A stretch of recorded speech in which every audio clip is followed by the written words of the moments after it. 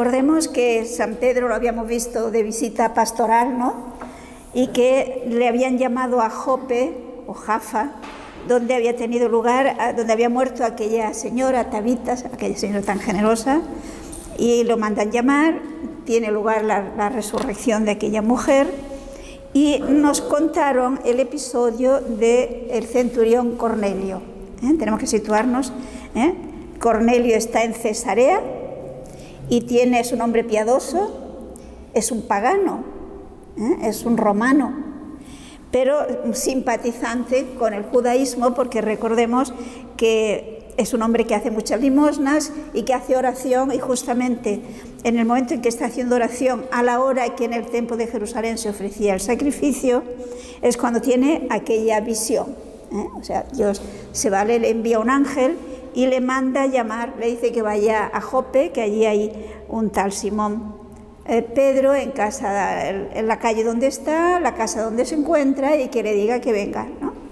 Y recordemos que Dios preparó a San Pedro, esto es muy importante, preparó a San Pedro con aquella visión del lienzo, y Dios le dice: lo que Dios ha purificado, tú no lo llames impuro. Y es en aquel momento en que él no entiende, cuando llegan los enviados de Cornelio a casa donde está Simón Pedro, y recordemos que fue lo último que comentamos, que Pedro, el Espíritu Santo le dice a Pedro que acoge a esos que llegan, que los envía a él. Y creo que lo último que vimos fue esto, ¿no? Que Pedro invitó a entrar a estos extranjeros, a estos paganos, y al día siguiente partió con ellos a Cesarea. Pues vamos a leer los versículos 24 al 26. Al día siguiente entró en Cesarea, donde Cornelio lo estaba esperando, reunido con sus parientes y amigos íntimos. Cuando iba a entrar Pedro, Cornelio le salió al encuentro y, postrándose, le quiso rendir homenaje. Pero Pedro le levantó diciéndole: «Levántate, que soy un hombre como tú». O sea que vemos el interés que tiene Cornelio, la importancia que da Cornelio a la visita de Pedro y a lo que le va a decir Pedro. Cornelio ve en Pedro a un mensajero de Dios, y por lo tanto ha reunido a sus familiares, a sus amigos, y está Cornelio pues allí con todos sus parientes y amigos, evidentemente todos paganos, deseosos de escuchar el mensaje que le dará Pedro. Pero ¿qué tenemos que entender con ese gesto de Cornelio? Que se nos dice que cuando Pedro llegó allí, iba a entrar, Cornelio se postró a sus pies, dice, y le adoró. Si tenemos en cuenta que se ha dicho que era un hombre piadoso, era un hombre temeroso de Dios, tenemos que pensar que no es idólatra. Es decir, en su mentalidad no pretende adorar, no es un hombre supersticioso que piense que Pedro es Dios, al que adora, no, sino que es el sentido de ese saludo reverente que existían entre los judíos. Por ejemplo, tenemos una expresión semejante cuando en el Antiguo Testamento, si queréis podemos leerlo en el capítulo 33 del Génesis, el versículo 3. Él pasó delante de ellos y se postró en tierra 7 veces hasta llegar donde su hermano. Es el encuentro de Jacob con su hermano Esaú.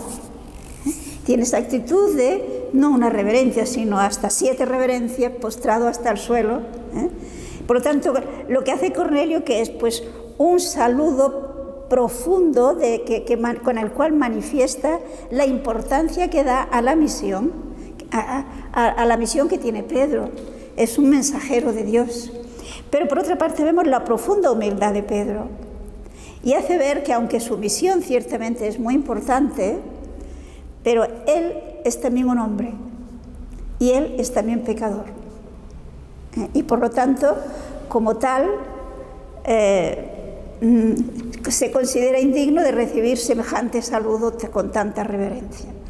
Es decir, no olvidemos que San Pedro, la experiencia de haber negado al Señor le ha hecho muy humilde, y por lo tanto una cosa es su misión, la misión en la Iglesia que tiene, que le ha dado Dios, que ciertamente es pues el primer Papa, y otra cosa es su condición de ser humano. Y él, por lo tanto, le dice: yo soy un hombre igual que tú. Por lo tanto, lo hace levantar. Y veamos cómo Pedro ha ido asimilando lo que Dios le ha querido enseñar mediante aquella visión de aquel lienzo que bajaba con toda clase de animales. Leamos los versículos 27 al 29. Entró en la casa conversando con él y encontró a muchas personas reunidas. Entonces les dijo: vosotros sabéis que a un judío no le está permitido relacionarse con extranjeros ni entrar en su casa, pero a mí Dios me ha mostrado que no debo llamar profano o impuro a ningún hombre. Por eso, al recibir la llamada, he venido sin poner objeción. Decidme, pues, por qué motivo me habéis hecho venir. ¿Se dan cuenta cómo aquí él ha entendido lo que Dios le quería decir? Sin duda alguna, para San Pedro tuvo que ser muy duro entrar en casa de Cornelio, porque el judío, como le dice aquí, como dice él mismo aquí, al judío no le era permitido, no le era lícito entrar en casa de un pagano, de un incircunciso, contraía impurezas. Por lo tanto, él, como decía cuando vio aquel lienzo: no, Señor, que yo nunca he comido nada impuro. Por lo tanto, para él tuvo que suponer un vencimiento. Pensemos que esto se trata de una ley, de una norma que tenían los judíos desde siglos atrás. Por lo tanto, es algo que está muy arraigado en la psicología y en la mentalidad hebrea. Pero él ha entendido, bajo la acción del Espíritu Santo, no olvidemos que ha recibido el Espíritu Santo, ha comprendido que para Dios ya no hay distinción entre judíos y gentiles y paganos, que todos, más adelante lo va a ver todavía más claro, lo importante es su actitud ante Dios. Y yo pienso que esto todos tenemos que aprender, ¿no? Que ante Dios lo que cuenta no es la profesión que se pueda tener, no es el lugar que ocupamos ante la sociedad, sino nuestra actitud ante Dios, nuestra sinceridad ante Dios, nuestra buena voluntad ante Dios, nuestra voluntad sincera de corresponder a lo que Dios quiere.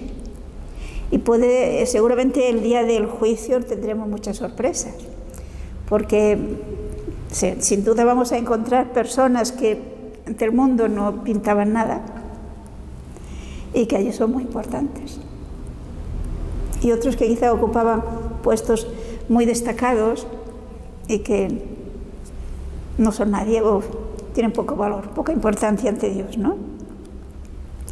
Por lo tanto, Pedro le dice: pues bueno, yo he obedecido al mandato de Dios, he comprendido que no tengo que hacer distinción y he venido. Ahora decidme qué queréis. Porque claro, no sabe para qué le han llamado. Y veamos pues la respuesta de Cornelio, versículos 30 al 33. Cornelio dijo: hace 4 días a esta misma hora, cuando estaba haciendo la oración de la hora de nona en mi casa, se me presentó un hombre con vestido resplandeciente y me dijo: Cornelio, Dios ha oído tu oración y ha recordado tus limosnas. Envía pues a Jaffa y haz venir a Simón, llamado Pedro, que se aloja en casa de un tal Simón curtidor a orillas del mar. Enseguida envié a por ti y tú has hecho bien en venir. Ahora aquí nos tienes a todos delante de Dios para escuchar lo que el Señor te haya encargado decirnos. Bueno, fijémonos en las disposiciones de total disponibilidad y apertura y buena voluntad de Cornelio y de todos sus amigos y familiares, lo cual indica, si se fijan, que Cornelio tiene interés en que ese beneficio que él entiende que va a recibir también se beneficien otros, que los demás también conozcan a Dios, también sigan el mensaje de Dios, porque él entiende que le va a hablar de lo que Dios quiere que hagan. Y por lo mismo, pues esto se tiene que beneficiar también todas sus amistades. No es aquello de que a veces se tiene una situación un tanto intimista y digamos, de aislarse, ¿no? De Dios y yo, y cada uno que busque su camino. No. el mensaje es para todos. Y por lo tanto, Cornelio tiene mucho interés. La prueba de que tiene mucho interés es que ha reunido a mucha gente. Con lo cual, para Pedro tuvo que ser más fuerte, porque no solamente estaba Cornelio y sus hijos, si es que tenía, y sus hijos y su esposa y su familia más íntima, sino que tiene un buen grupo de amigos y de familiares. Y le cuenta brevemente por qué lo ha llamado. Y fijémonos ese detalle de Cornelio: has hecho bien en venir. Es una manera de agradecerle el que haya venido y de hacerle ver que eso a Dios le agradará, porque es Dios el que le ha dicho que lo llame. Por lo tanto, aquí estamos. ¿Qué es lo que nos tienes que decir? Estamos prontos a escuchar lo que a través tuyo Dios nos quiere decir. Ante esta situación, evidentemente, digamos que Pedro no puede esconderse, por decirlo de alguna manera, no puede empezar a decir, a ver, ¿qué le puedo decir, qué no le puedo decir?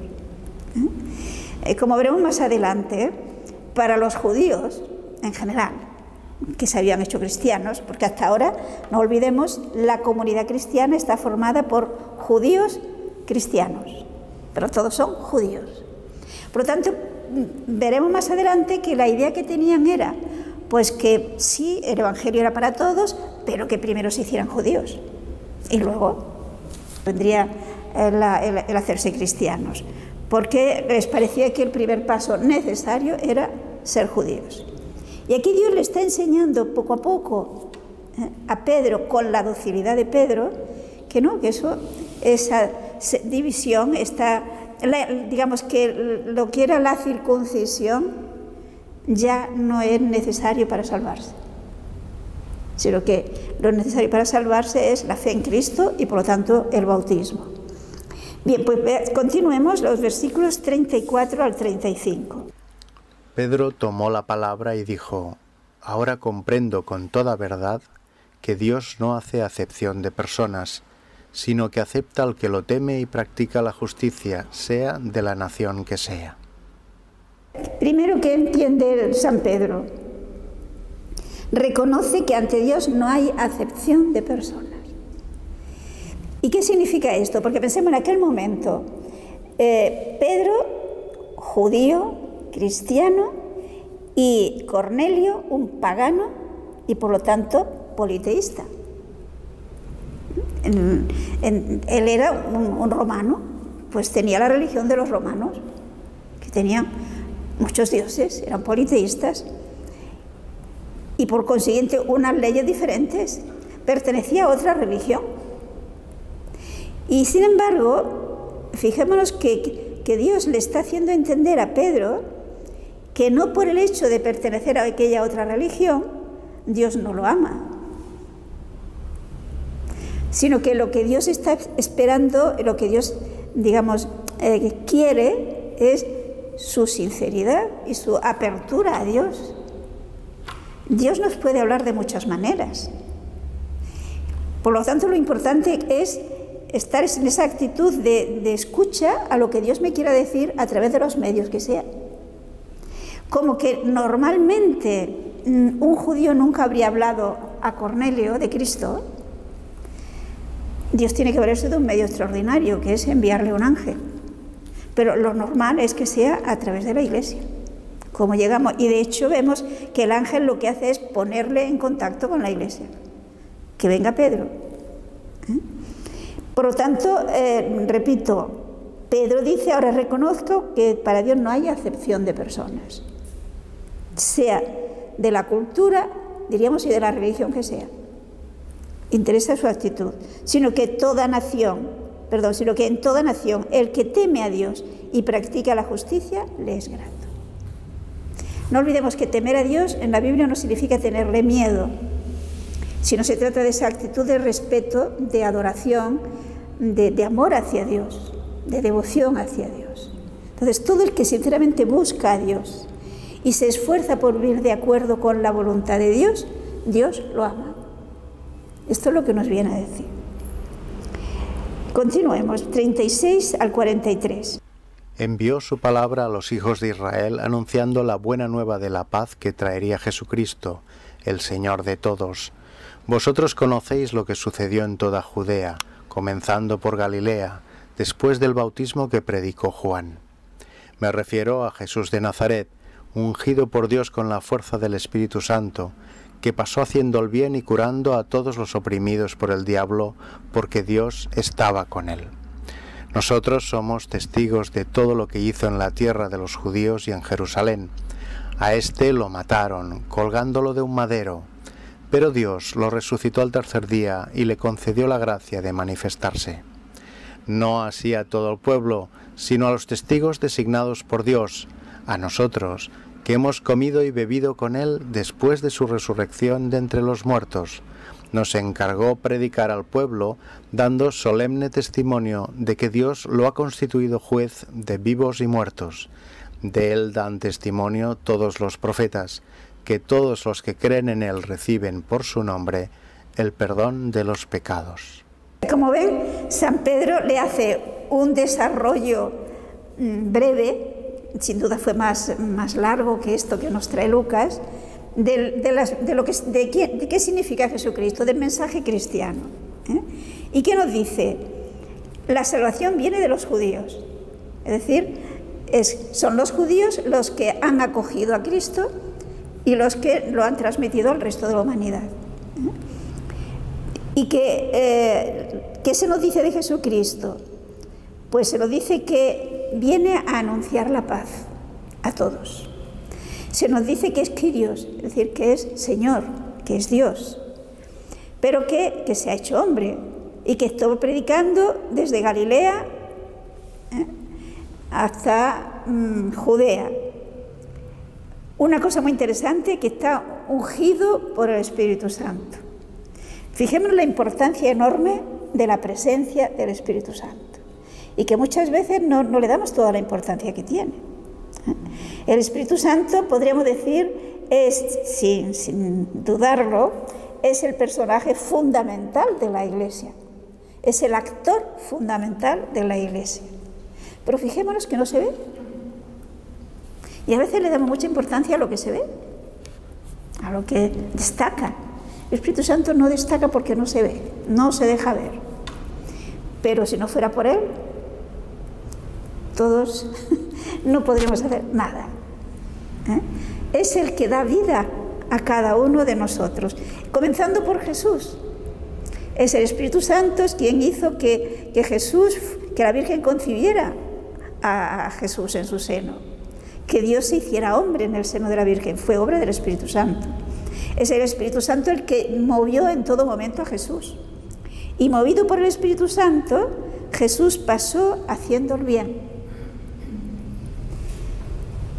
Que fue muerto, y que fue muerto cruelmente, colgado de un madero, se nos dice, pero que Dios lo resucitó. Fijamos que aquí tenemos lo que es el mensaje fundamental del cristianismo. Jesús es Dios hecho hombre, que nos ha anunciado el camino al Padre, que Él es el camino al Padre, que ha muerto por nuestros pecados, pero que ha resucitado. Y que por lo tanto no es un fracasado, es un victorioso, es un vencedor. Y ha nombrado a unos testigos de este hecho,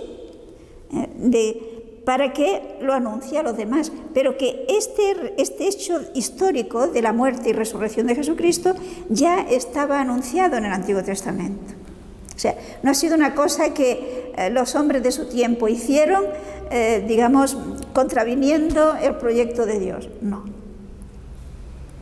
Dios ya lo tenía previsto. ¿Por qué? Porque para Dios no existe el tiempo.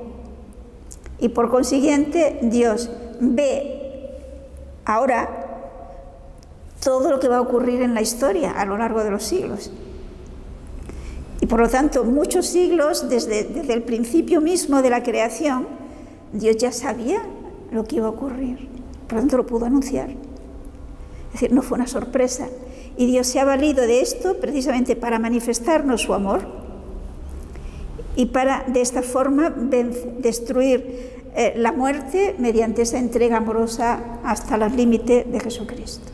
Es decir, a la desobediencia de Adán ha quedado superada por esa obediencia de Jesucristo.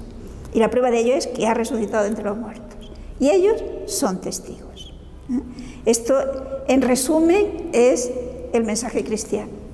Por lo tanto, fijémonos que si en nuestra fe estas verdades no forman parte fundamental, pues tenemos un cristianismo que no está. No sé si lo vemos claro, ¿no? Es decir, la fe en que Cristo ha muerto por nuestros pecados y que ha resucitado es fundamental, sí, para ser cristiano. Pues continuemos desde el versículo 44 hasta el 46. Todavía estaba Pedro exponiendo estos hechos cuando bajó el Espíritu Santo sobre todos los que escuchaban la palabra.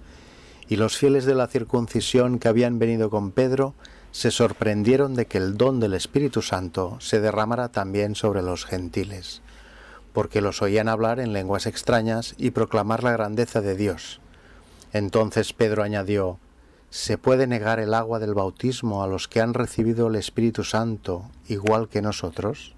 Bueno, fijémonos pues que Pedro seguía hablando. Ya ha dicho lo fundamental, podríamos decir, ¿no? Como he dicho antes, lo esencial del mensaje cristiano. Y los judíos que acompañan a Pedro y Pedro mismo, pues se da cuenta de que aquel grupo de paganos reciben el Espíritu Santo. Y se manifiesta esa presencia del Espíritu Santo de la misma manera como se manifestó a ellos el día de Pentecostés. Diríamos así, es un Pentecostés pagano, digamos, para los paganos. Pero pensemos que se trata de personas que no están bautizadas. Normalmente se recibe el Espíritu Santo con el bautismo y sobre todo con la confirmación. Pero en este caso ellos reciben el Espíritu Santo, el grupo, antes de bautizarse. Por lo tanto, ¿qué les está diciendo Dios a Pedro y al grupo de los judíos cristianos que le acompañan? Que esas personas han recibido la gracia, que esas personas tienen que bautizarlas. No sé si lo comprenden, ¿no? Porque ¿cómo se prueba que ellos han recibido el Espíritu Santo? Pues que lo ven, que hablan en distintas lenguas, que tienen esa presencia del Espíritu Santo que les impulsa a alabar a Dios, igual que a ellos. Y claro, es interesante ver cómo ellos quedan fuera de sí. Los de la circuncisión, el hablar de la circuncisión significa que son judíos. Recordemos que la circuncisión era un signo de pertenencia al pueblo de Dios desde tiempo de Abraham. Cuando Dios hizo alianza con Abraham, la señal mediante la cual se formaba parte del pueblo de Dios era la circuncisión. Y esto era algo sagrado para los israelitas. El que uno estuviera sin circuncidar, diríamos, era quedar fuera del pueblo de Dios. Por lo tanto, quedan fuera de sí de ver que unos incircuncisos, igualmente, que por lo tanto desde su punto de vista no pertenecen al pueblo de Dios, igualmente han recibido el Espíritu Santo. Con lo cual Pedro entiende todavía más que no se pueden hacer distinciones, que hay que bautizarles. Entonces fijémonos que en el 47 que dice: ¿podrá acaso alguno negar el agua del bautismo a estos que han recibido el Espíritu Santo igual que nosotros? Es decir, él comprende quién somos nosotros para negarles el bautismo a estos que han recibido el Espíritu Santo igual que nosotros. Dios los está tratando igual que a nosotros. Luego, ¿quién somos nosotros para negarle el bautismo? Y versículo 48. Y mandó bautizarlos en el nombre de Jesucristo. Entonces le rogaron que se quedara unos días con ellos. Es un detalle, si se fijan, que quien bautiza no es Pedro. Mandó bautizarlos en el nombre de Jesucristo. Bautizar en el nombre de Jesucristo no quiere decir que el bautismo sea yo te bautizo en el nombre de Jesucristo, no. Es para distinguir de otros bautismos, como por ejemplo el de Juan Bautista. Pero el bautismo de Jesucristo es en el nombre del Padre y del Hijo y del Espíritu Santo. Esto lo tenemos en San Mateo, que Cristo mismo dio la fórmula, ¿no? Y vemos también en San Pablo que él hacía normalmente eso, digamos, los que le acompañaban bautizaban y él administraba la confirmación. Y seguramente sería lo que ocurriría aquí. Son los que acompañan a Pedro los que bautizan.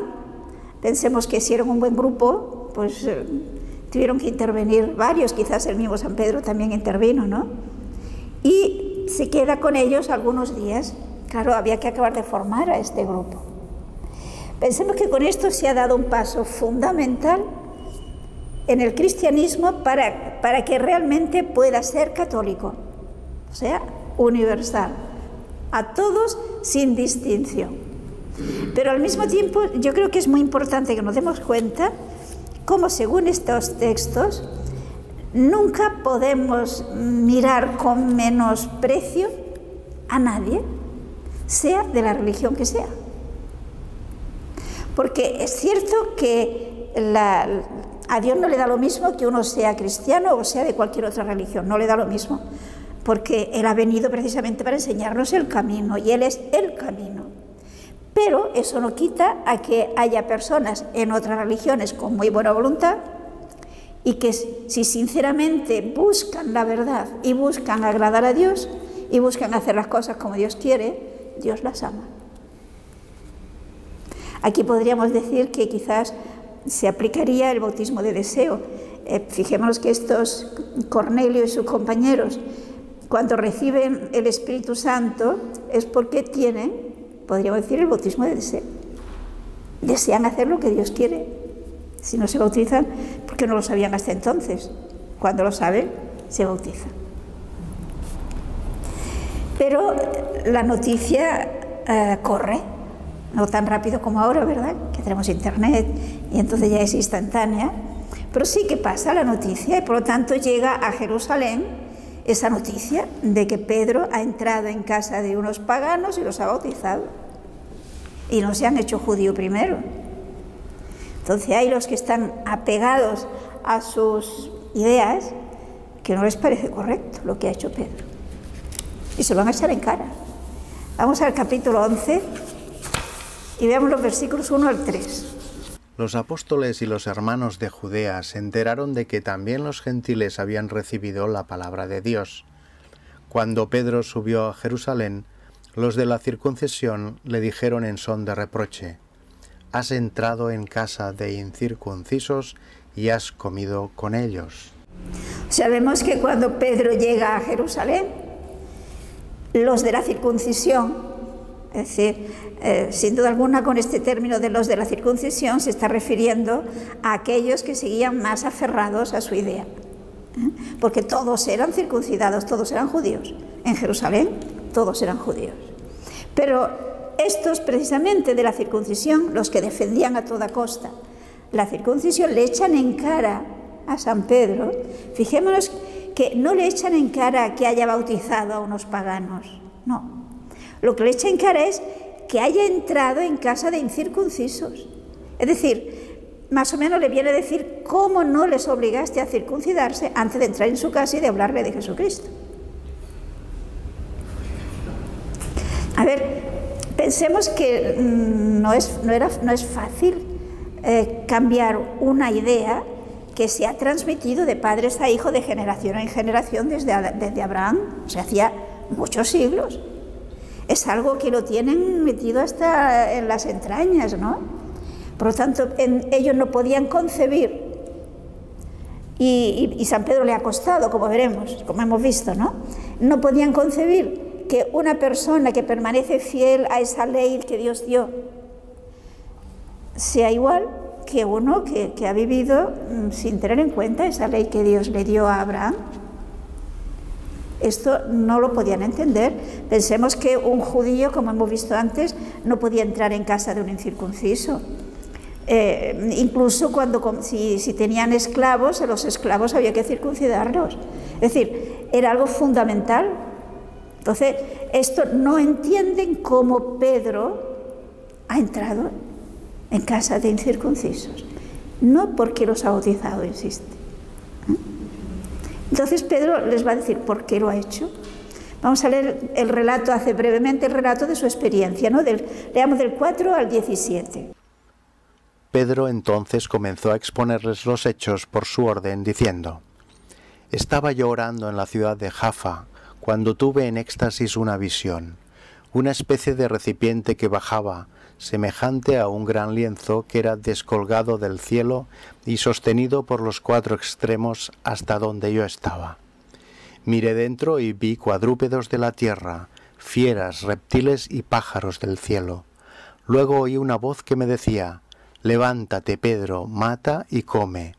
Yo respondí: De ningún modo, Señor, pues nunca entró en mi boca cosa profana o impura. Pero la voz del cielo habló de nuevo: Lo que Dios ha purificado, tú no lo consideres profano. Esto sucedió hasta 3 veces, y de un tirón lo subieron todo de nuevo al cielo. En aquel preciso momento llegaron a la casa donde estábamos 3 hombres enviados desde Cesarea en busca mía. Entonces el Espíritu me dijo que me fuera con ellos sin dudar. Me acompañaron estos 6 hermanos y entramos en casa de aquel hombre. Él nos contó que había visto en su casa el ángel que en pie le decía: Manda recado a Jaffa y haz venir a Simón llamado Pedro. Él te dirá palabras que traerán la salvación a ti y a tu casa. En cuanto empecé a hablar, bajó sobre ellos el Espíritu Santo, igual que había bajado sobre nosotros al principio. Entonces me acordé de lo que el Señor había dicho: Juan bautizó con agua, pero vosotros seréis bautizados con Espíritu Santo. Pues si Dios les ha dado a ellos el mismo don que a nosotros, por haber creído en el Señor Jesucristo, ¿quién era yo para oponerme a Dios? Como ven, Pedro responde con lo que Dios le ha dicho a través de estas experiencias, ¿no? Le cuenta cómo Dios le hizo ver que lo que Dios ha purificado, él no lo llama impuro. Le cuenta la historia de Cornelio, pero fijémonos en el versículo 14, que Cornelio le dice que Dios le dijo que Pedro te hablará palabras por las cuales serás salvo tú y toda tu casa. Es decir, fijémonos cómo el Evangelio es una doctrina, unas verdades que aceptadas nos dan la salvación. Y el portador de estas palabras es Pedro. Por esto esa actitud de máxima atención y de máxima entusiasmo, ¿no?, por lo que Pedro les va a decir. Pero esto mismo nos indica que hemos de aceptar, acoger la palabra tal cual, sin acomodarla a nuestro criterio, a lo que nos gusta. Es decir, la palabra, el mensaje de Cristo, es el que nos da la salvación, el que nos da la posibilidad de salvarnos si lo acogemos tal cual. Lo digo porque fijémonos que tenemos la tentación de acomodarlo a nuestra mentalidad, a nuestros gustos, ¿no? El Evangelio se ha de aceptar tal cual es, con todas sus exigencias y con todas sus alegrías. Soy yo quien tengo que adaptarme al Evangelio. No puedo adaptar el Evangelio a mi criterio y a lo que a mí me gusta.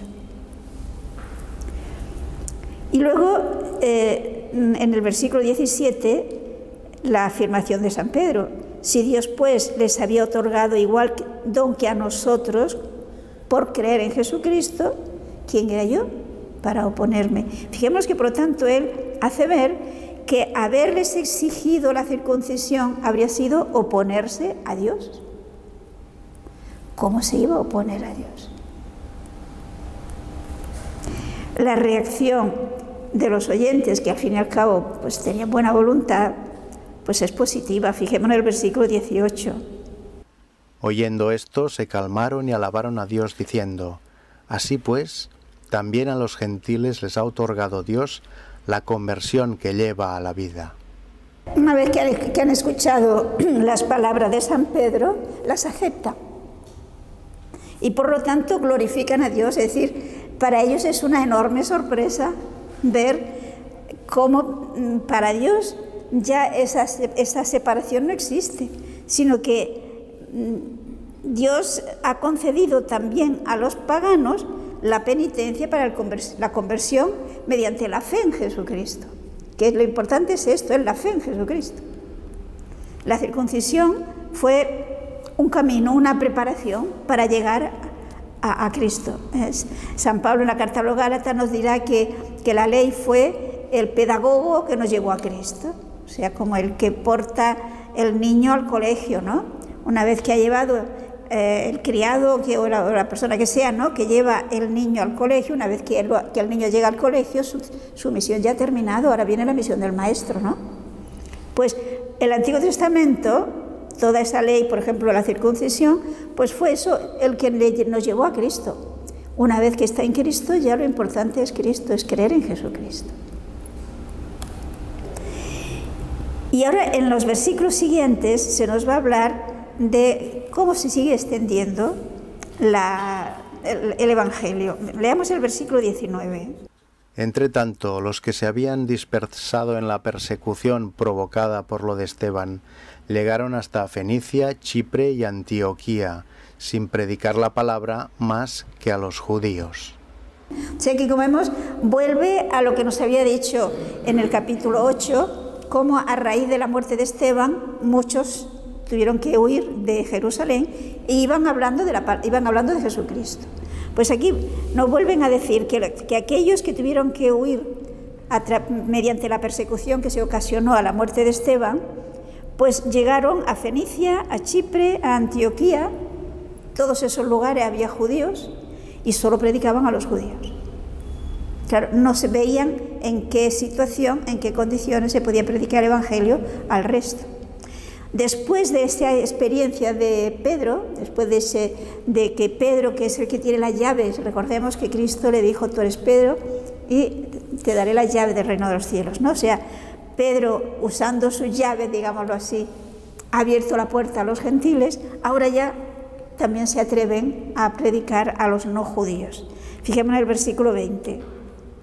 Pero algunos, naturales de Chipre y de Cirene, al llegar a Antioquía se pusieron a hablar también a los griegos, anunciándoles la buena nueva del Señor Jesús. O sea, fijemos que aquí se nos habla de la predicación del Evangelio en la actual Siria.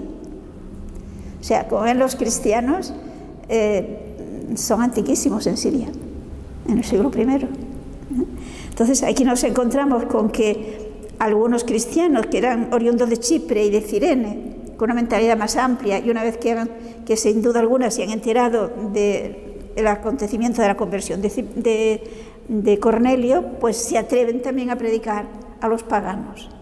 Y en virtud de esta predicación de estos misioneros que son laicos, se formará la primera comunidad cristiana en Antioquía. Se trata de Antioquía de Siria. Fijémonos que Antioquía de Siria era una ciudad romana, estaba dentro del Imperio Romano y era la tercera ciudad en importancia en todo el Imperio Romano. O sea, la más importante Roma, la segunda Alejandría y la tercera Antioquía de Siria. Una ciudad pues que entonces pues tendría unos 500, quizás medio millón de habitantes más o menos. Pero pensemos, estaba en el siglo I. Y veamos pues cómo se desarrolla la iglesia aquí en Antioquía, el versículo 21. Como la mano del Señor estaba con ellos, gran número creyó y se convirtió al Señor. Tenemos pues una conversión de paganos al cristianismo en masa. Y allí en Antioquía tenemos que estos cristianos que llevan el Evangelio, la mano del Señor estaba con ellos. Es decir, es Dios el que los mueve, es el Espíritu Santo el que los mueve. Y porque son personas que creen de verdad, que yo creo que quizás si actualmente no tenemos tanta fuerza para llevar el Evangelio a otros, quizás nos falta más unión con Dios, más fe. Tenemos una fe acomodada a costumbres muchas veces. Y entonces, pues sí, damos testimonio de Jesucristo, pero yo diría, hay otros valores más importantes muchas veces en nuestra vida. Y entonces, carece de fuerza esa predicación. Quizás tendremos que hacer más oración para que efectivamente Dios pueda actuar, que seamos dóciles a que Dios pueda actuar a través nuestro, porque la mano del Señor estaba con ellos, porque ellos eran dóciles al Evangelio, eran dóciles a Cristo, vivían esa fe. No olvidemos que fe en la Biblia no es solo, ni mucho menos lo más importante, aceptar las verdades de nuestra fe, que sí que es importante, pero no es eso lo que nos hace cristianos. Lo que nuestra fe significa que yo me adhiero a Cristo, que la figura de Cristo para mí es la fuente de mi vida, que yo trato de pensar como Él, de tener las actitudes que Él tiene, tener el proyecto de vida que Él tiene, por lo tanto la ilusión de llevar el Evangelio al resto. Esto es tener fe, esa adhesión a Él, y esa adhesión a Él hace que seamos dóciles y que Dios pueda actuar a través nuestro. Es lo que ocurría aquí, ¿no? Versículos 22 al 24. Llegó la noticia a oídos de la iglesia de Jerusalén y enviaron a Bernabé a Antioquía. Al llegar y ver la acción de la gracia de Dios, se alegró y exhortaba a todos a seguir unidos al Señor con todo empeño, porque era un hombre bueno, lleno de Espíritu Santo y de fe. Y una multitud considerable se adhirió al Señor. Se observen cómo, una vez más, vemos cómo los apóstoles desde Jerusalén llevan la dirección de la iglesia, de la marcha del Evangelio. Recuerden que habíamos visto que como en Samaria, cuando el diácono Felipe hace todas aquellas conversiones, van Pedro y Juan a confirmar. Ahora aquí es un grupo de laicos que han formado esta comunidad cristiana de Antioquía, que lógicamente los han bautizado y los han catequizado, pero la noticia llega igualmente a Jerusalén. Y entonces, ¿quién va ahora a acabar de formar a estos cristianos? Porque fijémonos que se trata también, además de confirmar, de asegurar que se transmite íntegra la fe, que no se transmiten otras ideas, que no se forma otra religión con otras ideas, ¿no? Han de ser fieles. El San Pablo considera el mensaje de Cristo como un depósito que hay que transmitir íntegro, sin alterarlo. Entonces, es importante comprobar que no se está alterando. Y entonces envían a Bernabé. ¿Se acuerdan que ya se nos había hablado de Bernabé como un hombre generoso? Fue Bernabé el que introdujo en la iglesia a San Pablo, porque le tenían miedo, ¿no?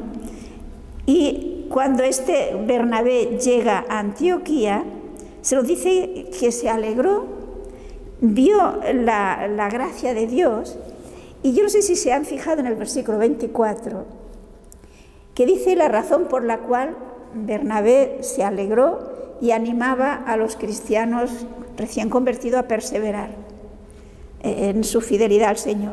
La razón es porque era hombre bueno, lleno del Espíritu Santo y de fe. ¿Qué quiere decir? Fijémonos que si Bernabé no hubiera sido un hombre bueno, lleno del Espíritu Santo y un hombre de fe, se habría alegrado de aquella cantidad de cristianos que han salido del paganismo, que ha conseguido unos laicos, personas, digamos, que no son sacerdotes, que no son diáconos, que no son apóstoles.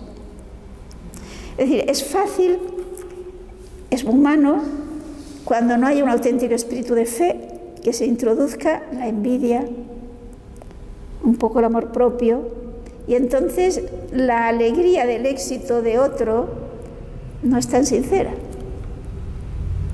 Otra cosa es cuando la he hecho yo. Y eso es muy, muy humano, y es una tentación que podemos tenerla todos. Sin embargo, Bernabé es un auténtico cristiano, es una persona que realmente ama a Jesucristo, que se deja conducir por el Espíritu Santo y por lo tanto se alegra del éxito que han obtenido esos otros cristianos. Personas sencillas. Y lo único que hace es animarles a que perseveren y completar la formación de aquellas personas. Y de hecho, dada esa actitud suya, creció muchísimo el número de cristianos. Y en vista de tal desarrollo de cristianos, pues se ve que se necesita refuerzo, él solo no puede llegar. Y por esto la reacción del mismo. Fijemos los versículos 25 y 26. Bernabé salió para Tarso en busca de Saulo. Cuando lo encontró, se lo llevó a Antioquía. Durante todo un año estuvieron juntos en aquella iglesia e instruyeron a muchos. Fue en Antioquía donde por primera vez los discípulos fueron llamados cristianos. O sea, fijemos la importancia de esta comunidad. Bernabé ve que son muchos. Recordemos que Bernabé conocía a Saulo. A Saulo lo habían llevado a Tarso, que él era de allí, de Tarso, aunque ya comentamos cómo lo lógico es que Saulo no se estuviera quietecito en su ciudad, en Tarso.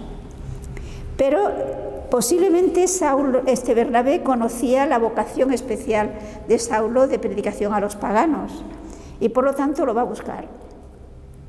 Y ahora tenemos a Bernabé y a Saulo predicando en Antioquía durante un año. Y con lo cual pues aumentó considerablemente el número de cristianos venidos del paganismo. Y es el dato interesante de que precisamente allí fue donde se comenzó a usar el nombre de cristianos. Seguramente fue un nombre que se inventaron los no cristianos. O sea, cristianos los que creen en Cristo, los que siguen a Cristo. Y de ahí el nombre de cristianos. Porque si recuerdan, los cristianos antes se llamaban creyentes, se llamaban discípulos, ¿se acuerdan? Hablan de los discípulos o de los creyentes, también se llamaban hermanos. Es decir, los nombres que ellos usaban hacen relación a lo que es el ser cristiano. Creyente, o sea, los que realmente creen en Cristo. Santos también, recordamos que San Pablo habla, saludad a los santos, escriben los santos. ¿Por qué? Porque el cristiano está llamado a ser santo. Y ha prevalecido el nombre de cristiano. Pero, repito, no deja de ser interesante tener en cuenta cuál era el nombre que ellos se llamaban en principio. Porque son los que definen lo que significa ser cristiano. Un creyente que trata de seguir a Cristo como discípulo, que aspira a ser santo y pone los medios y que por lo tanto vive la fraternidad. Eso es realmente lo que es un cristiano. Pero no deja de ser interesante ver que precisamente en Antioquía, en Siria, es donde surge el nombre de cristianos.